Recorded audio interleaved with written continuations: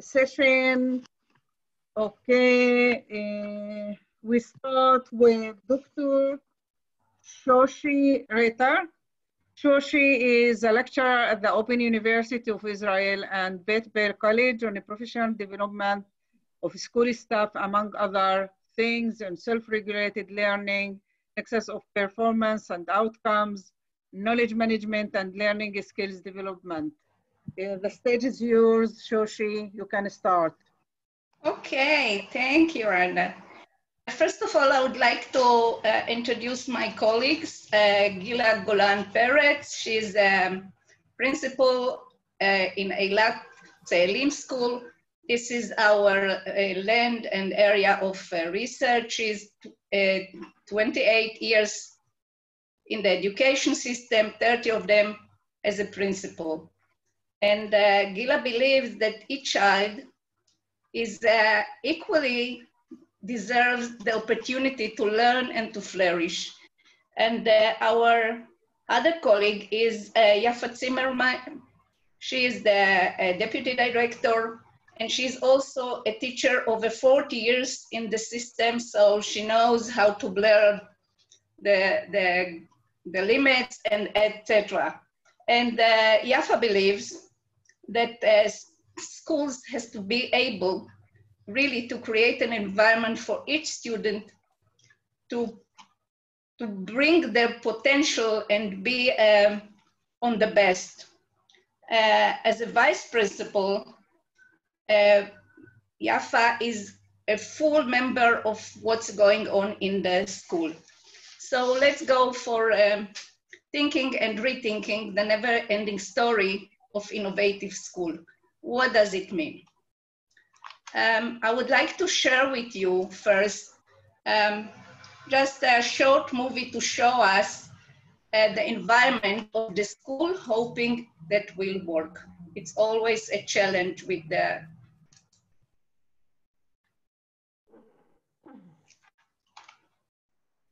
Let me know if you can hear it. No, I do. There is no problem. I don't know what about others. No, we only see the... It's... You have to stop sharing and then share again for the movie. אצלנו לומדים קצת אחרת. בואו תראו. Do you hear or not? No, you have to stop sharing the Tzelim school, the first thing. Stop sharing and then share again so we can see the movie. Okay. And also make sure that you share the sound just as well.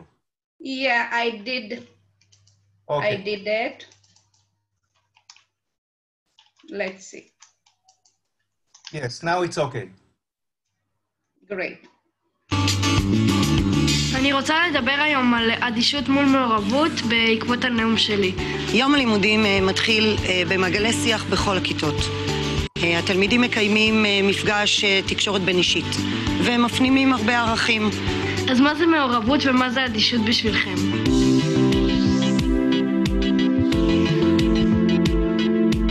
האקדמיה בצאלים מאפשרת סביבות למידה מגוונות, רבות ואחרות, שמאפשרות אינטראקציה חברתית ולימודית אחרת. לכל התלמידים בכיתות ג' עד ו' נבנית מערכת אישית. לפיה הוא לומד בקבוצות קטנות ומותאמות לפרקי זמן של 30 דקות. לאחר מכן הם מגיעים לכאן, למרחב, על מנת להמשיך לתרגל את הלמידה באופן עצמאי. וכמו שאתם רואים, יש פה חיבורים שהם גם רב גילאים, יש פה חונכויות שמתבצעות באופן טבעי, ויש פה למידה שהיא מעמיקה.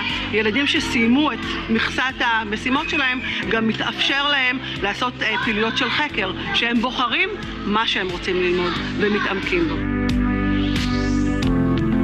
באמצעות המשחק, הלמידה חווייתית ומשמעותית יותר. יש לי אחריות על למידה אישית ומכוונות עצמית. הלמידה בקבוצה קטנה גורמת לי להתרכז יותר ולהצליח בלימודים. היחס האישי עוזר לי ללמוד ברמה גבוהה ומאתגרת ממנו. Okay, just a glimpse of what the environment of this school is, and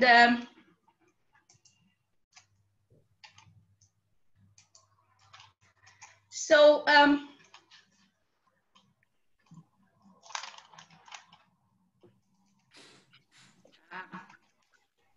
that was not meant to be.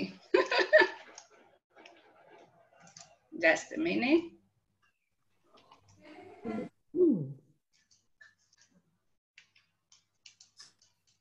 Set your presentation as you wish and then share.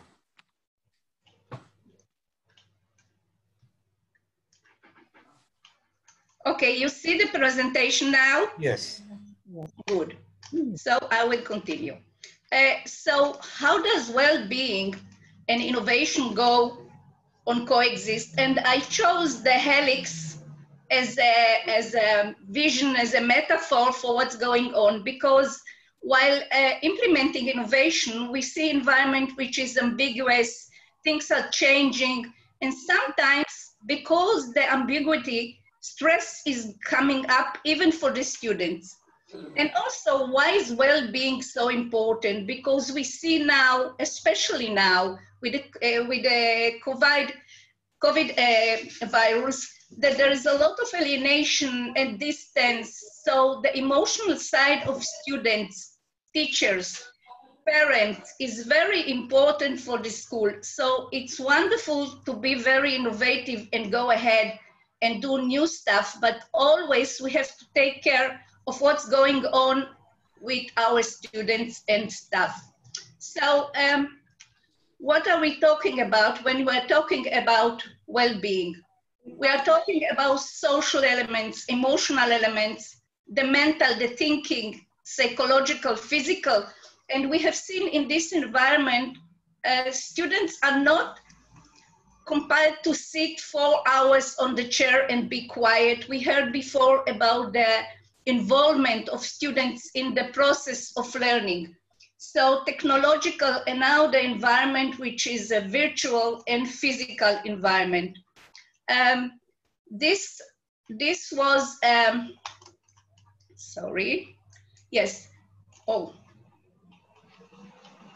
This whole process and project was in the frame of professional development in EILAT, the teacher professional development that did the matching between me as a researcher and academic and the School of Innovation. So what have we done? We have here the staff that was the community leaders, and we decided to go for action research. So we planned, we act, we observed what's going on and reflect how to improve, ever improving. So what have we done? Who was involved? How did we do it? And what did we come up with? What was the methodology? We took the PERMA model of Seligman of happiness and well-being. The PERMA model is comprised of 5 dimensions. First of all, the positive emotion. And especially in this time, we know that we need to have hope for teachers, for students, and for parents. 4 minutes. So positive emotions, sorry, 5 minutes, okay. 2 minutes, 2 minutes. 2 minutes, yes. Okay. So those are all the, and now what have we got? We saw that students express positive emotions in all areas. Students were engaged in the process. Relationship between students and teachers went higher, and also between teachers, students, and parents. We saw that students have a meaning for what they do because they can choose, and also accomplishment in hiring results. So just a good life is not something, a pleasant life, it's a meaningful life. What did we do? So first of all, the school, they decided about innovation, break out the tyranny of time, place, and the models of learning, meaning and purpose for the staff, for the students. Then we had the relationship and the engagement of everyone. We saw that accomplishment went higher. So we got a school of well-being and happiness. The one thing that was for us to take, to pay attention is that when we ask students about positive emotion, were very good, but we have to be very explicit about their ability to be involved in the degree of freedom that those students got. Do I have another minute? No, you are done. Okay. Now 45. So this was really a marathon, but thank you for sharing. And of course, we will be here for any questions of you. Please see in the chat, there is a connection for the little YouTube movie. You are most welcome to ask and to send us questions and ask whatever. Gila and Yafa from school and other staff members are here. Thank you very much. Okay, thank you, Shoshi. I would like to thank you for your wonderful presentation. And now the turn is to Dr. Marian McCarthy. Shoshi, please stop sharing, okay? Excuse me? If you are done, please stop sharing. Oh, sure, of course. Thank you. Okay. So Maria is from the Center for Integration of Research, Teaching and Learning, the University College Cork, Ireland. And she's involved, despite the fact that she's officially retired, but still she's involved in international projects such as Erasmus and other projects. So welcome, Maria, and the stage is yours. Yes, can you see it, the presentation? Yes, we can see. Thank you. Yeah. Great, thank you. So I'll begin then, will I? Great. So it's wonderful to be here with you. Greetings from Ireland. We're 2 hours behind you here. We see this very much as part, of course, of our asset work, because we're involved at UCC in the asset project. And you see from, I'm going quickly through the initial slides and have left you a huge appendix later of work. I put up the conference abstract just to remind you of what we're talking about, which is about you know, academic writing in the context of an accredited program, because of course then we will as well be able to ensure that the writing has focus and direction. And we're working within the work of the Scholarship of Teaching and Learning, and the focus ultimately of the presentation, but particularly of the work in the archive, is on the course portfolio methodology, which means that staff are writing course portfolios looking at a course in depth. So I'll return to that now. In relation to our asset link, we are working in asset on kinds of assessment, but you know, assessment as and for learning, as well, of course, as assessment of learning. And I think key to that is the fact that the academic writing enables staff to document, investigate, and to assess their teaching so that they can evaluate students' learning as well as develop their teaching and their writing. So there are great advantages to the course portfolio in terms of assessment, which of course is the key link for us on asset.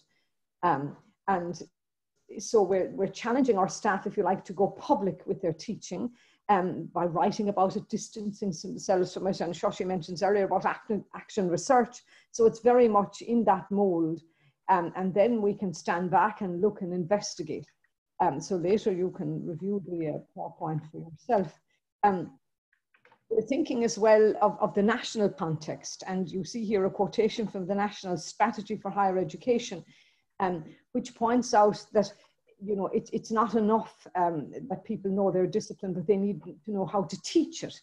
And that all higher ed institutes must ensure that all teaching staff are both qualified and confident in teaching and learning. And therefore, the idea of writing about their teaching and sharing it with others in a peer review setting is a great way of getting them to know their teaching. And so we're hitting the national, as it were, benchmarks as well in that context. Now, just to say that at UCC, we have a lot of experience of academic writing way back into the early 2000s. And an interesting quotation there from Ciara O'Farrell indicates, you know, the importance of academic writing as a process which learning and scholarship are nourished.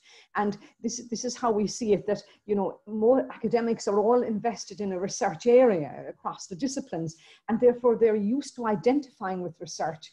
And once they can do that, if you like, they become more easy with the teaching. It's not just, as it were, for people in education departments. Teaching belongs to everyone. And so we're very keen that academic writing is a vehicle for professional development and, you know, as well as for literally improving student learning and indeed understanding at deeper levels the complexities of the disciplines for students. Again, I've given several references there, and by the way, very detailed notes under each slide so that you might revisit the presentation in the future.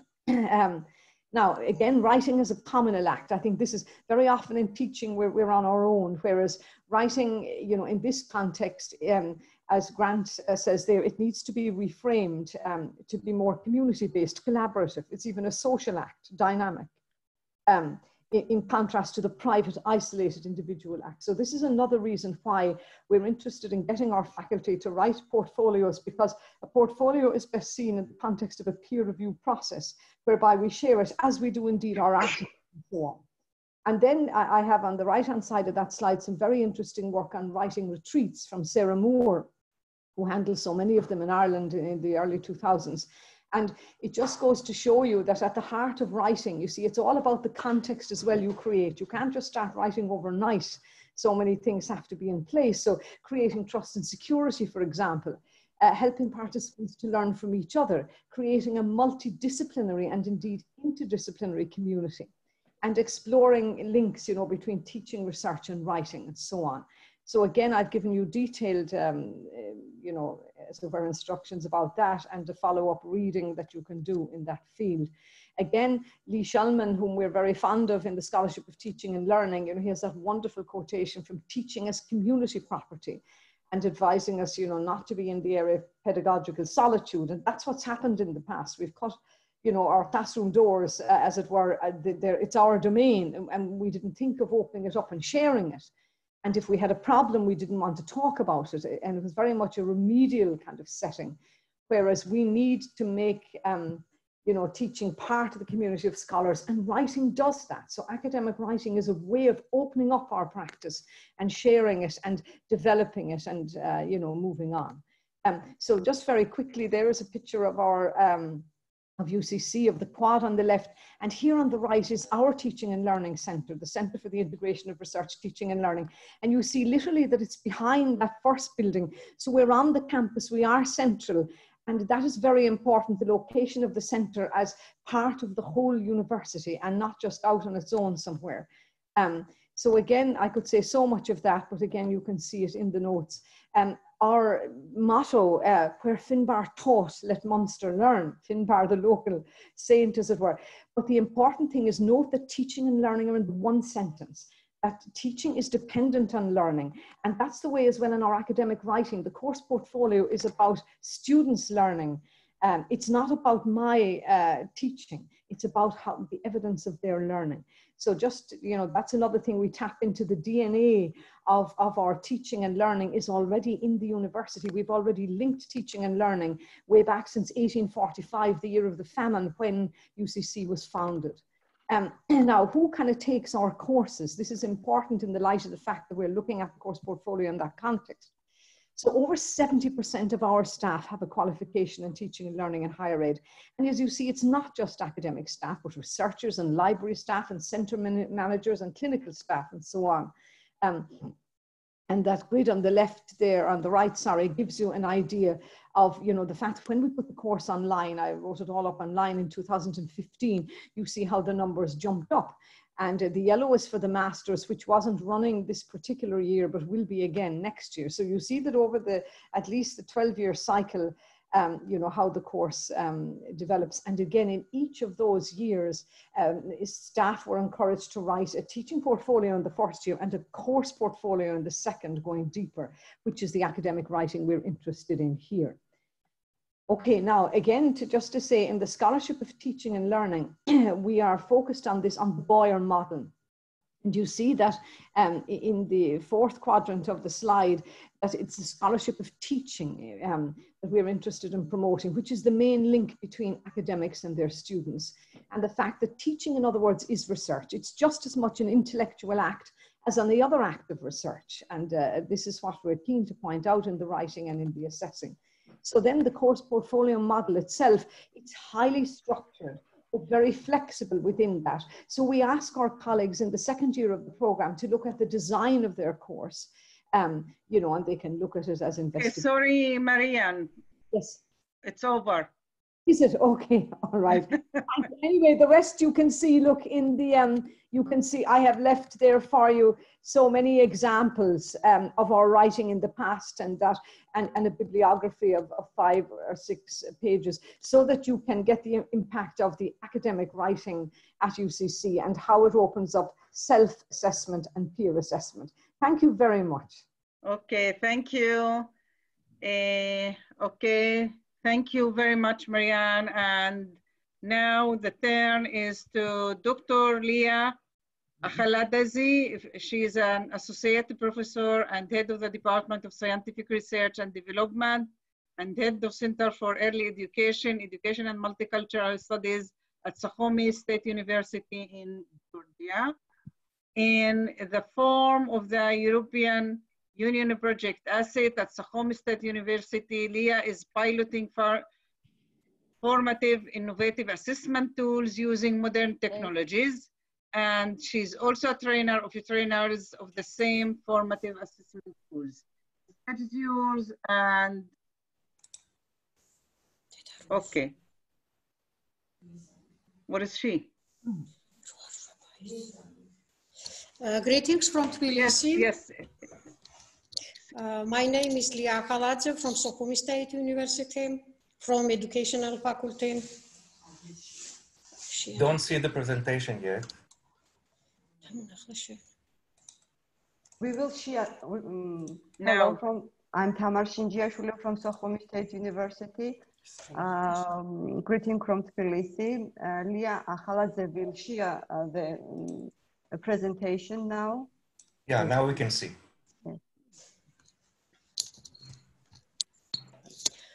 Our report is implementation of innovative assessment tools in higher education institutions. The European Union Erasmus Plus project, assessment tools in new learning environment in higher education institutions at the universities of Georgia and Israel, with the support of European colleagues, is piloting innovative mechanisms of formative assessment. 6 tools in total, but Sahome State University piloted 5 of them: open digital badges, critical friend approach, group peer assessment, soft skill assessment, and group reflective diary. These instruments were tested during the fall and spring semester of the 2018-2019 teaching year and are piloted during the fall semester of the 2019-2020. 6 tools in total. The purpose of our research is to introduce the stakeholders, the asset project ideas, the pilot implementation and the dissemination process of the planned innovative assessment tools in a new learning environment on the example of a particular university.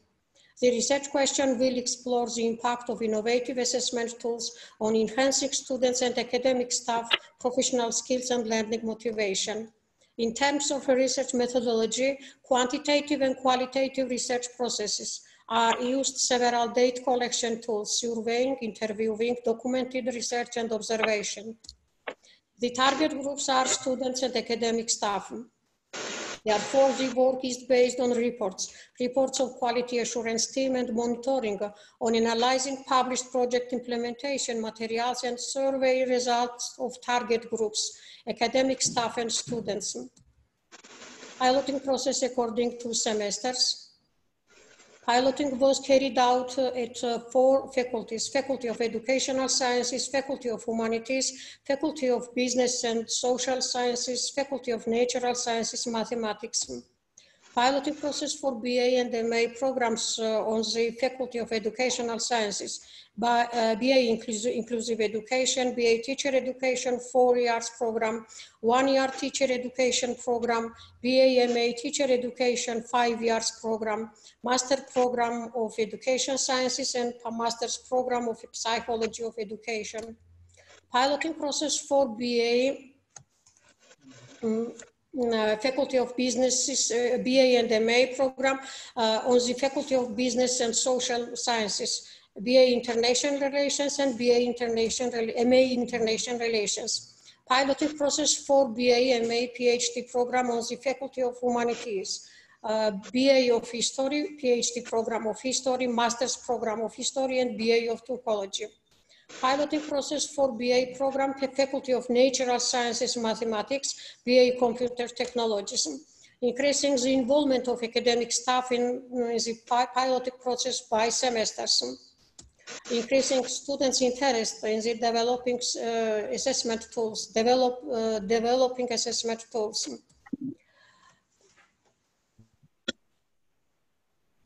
Now, the number of the involvement in the piloting process, participant of the research.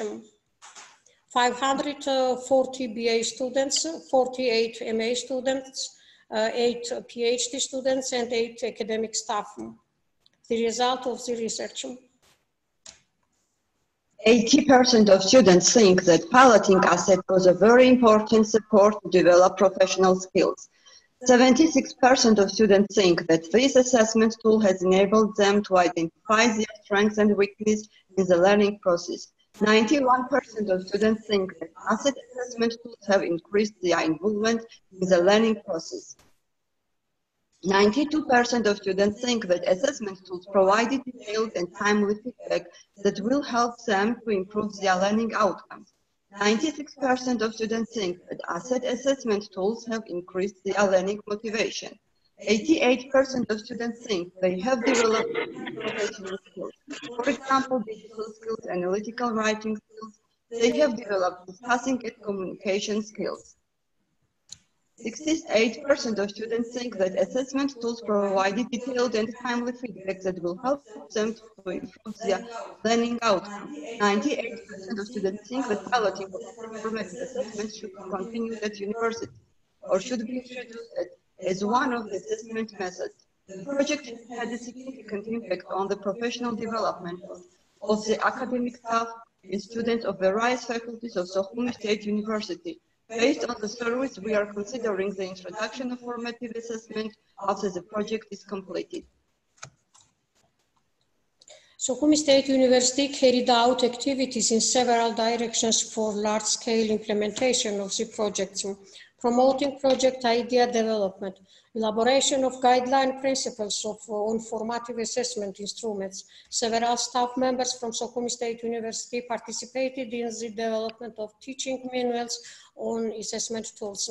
Participation in trainings of formative assessment in Israel and Georgia, trainings and workshops of academic staff and students of teacher education programs, the trainings and seminars for academic staff and students of teacher education and other programs we are held by 6 persons.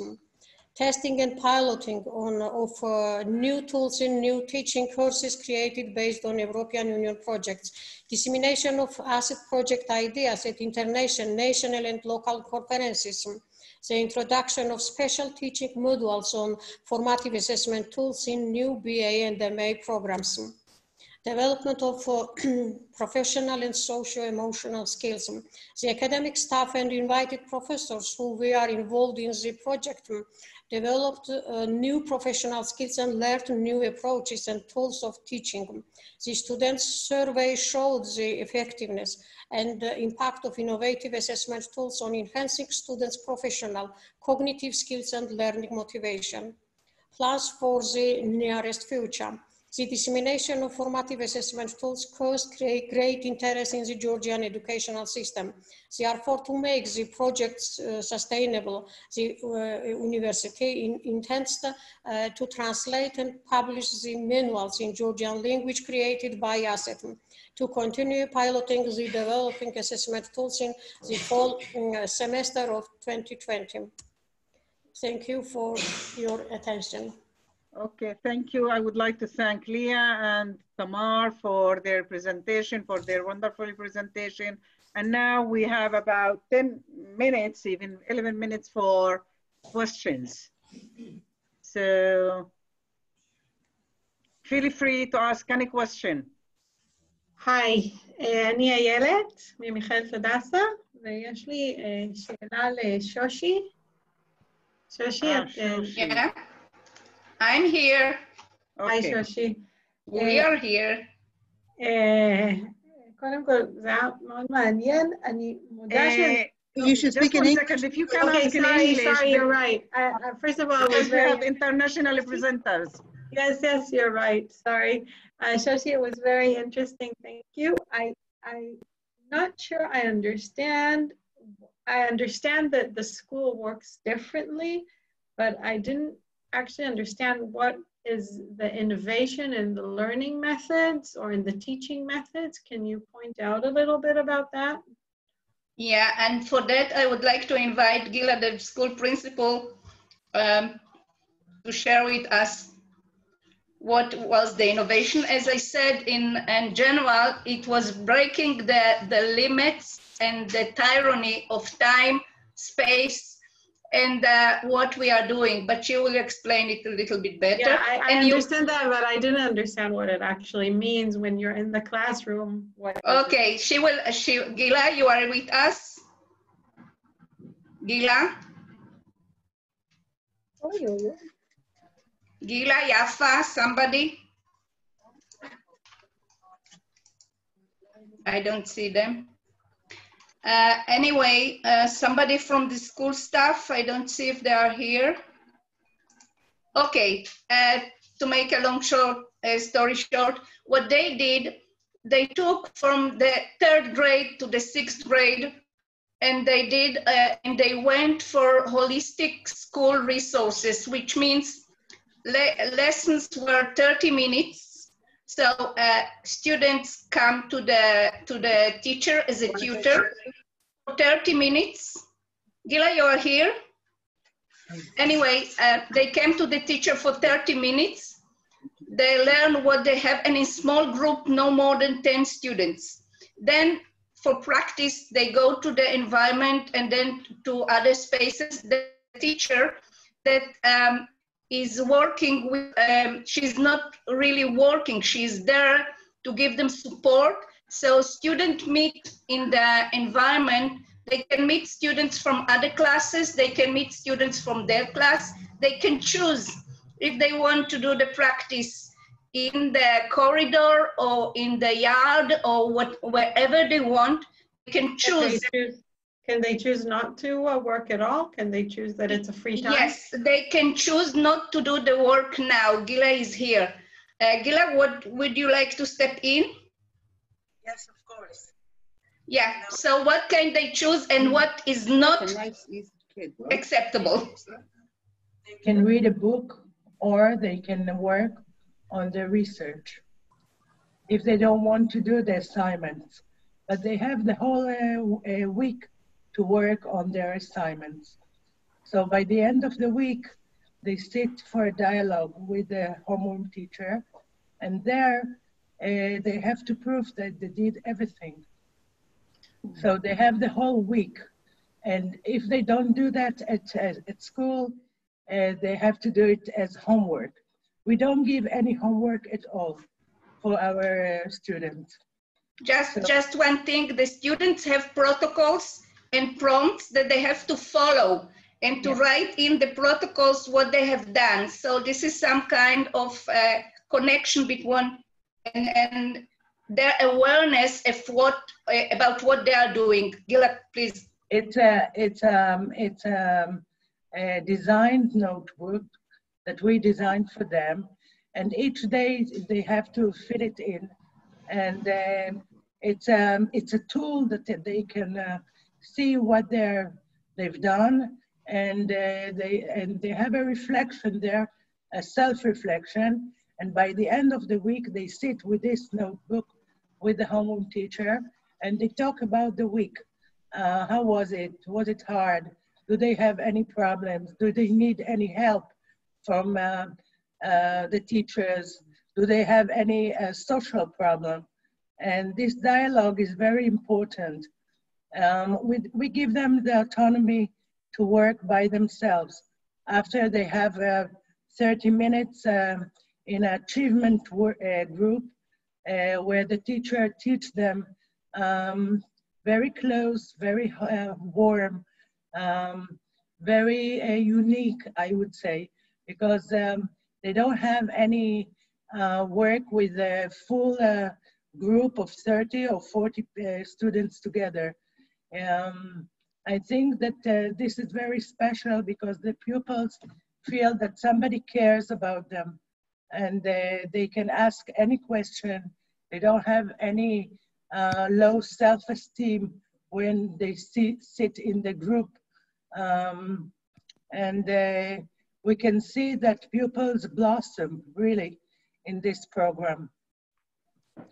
And at the beginning, I would say that some of the teachers were very afraid that the pupils are going to be lost in this autonomy and this environment, special environment. And after the first month, when they understand all the rules beside the freedom, they started to work together. And we can see that the pupils really appreciate this freedom. They understand that it's a freedom where they can choose how to do it, where to do it, with whom, and the results are beautiful. And if I may say so, students knew that... Just a minute. If we're talking about their well-being, we can see in our research that the pupils say that they really feel that school is a great place for them to be in. And that was the role of this program. The base of it is their well-being. And I think that we achieved this goal. What I wanted to say is students also knew that they are accountable for their action. And teachers were serving as mentors, as tutors, and the freedom of the student to have all kinds of interaction with other students, learning from other students. This is really self-regulated learning in its best. Yes, and they work together with pupils not from their grades. And this is very beautiful. They help each other. Sometimes they don't need the teacher or the mentor. They just work together. They ask questions, they think together, and we can see that the social and the emotional and the pedagogical interaction happens beautifully by itself. Sometimes we don't have to interfere, and then to observe it from the side, it's like a magic. Hi, can I ask a question or make a comment? Sure.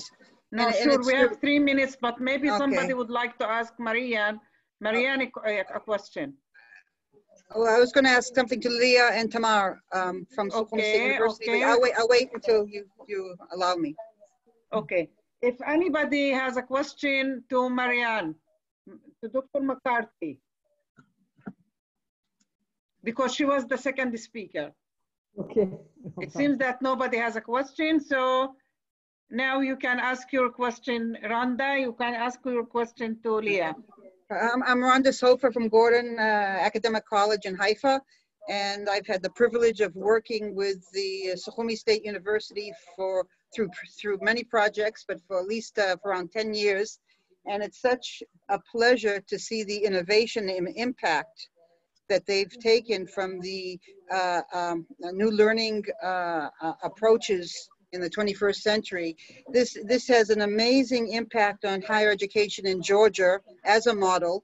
And I just want to say that the impact that they showed in their research is very, very impressive and very, very exciting. Enjoyed all the presentations, multitasking in many different roles and ways here, as some of you might have noticed.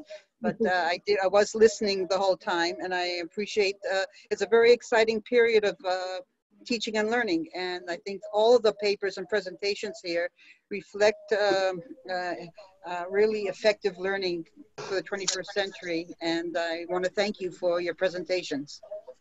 Thanks very much. Thank you, dear Rhonda, for such excellent consideration about us. Rhonda is actively involved in our international projects, and we have done many important projects and very successful projects. Thank you for that. Leah is also with us and is appreciating your consideration. Okay, thank you. I would like to thank everybody. So it was a wonderful session. Hopefully we'll meet again in other sessions, in other conferences in the future. Just a question for Okay. Mickey. Will the chat also be saved? It should be recorded. Everything is recorded. So the recording is continuing now. Seems And we that now will they be are going able to stop get the it? record. Will we get it? It will be uploaded. Okay, great. Okay, thank you. Okay, thank you. Very much. Okay, bye. See you in future conferences. Okay. Bye-bye. On the next section. Bye.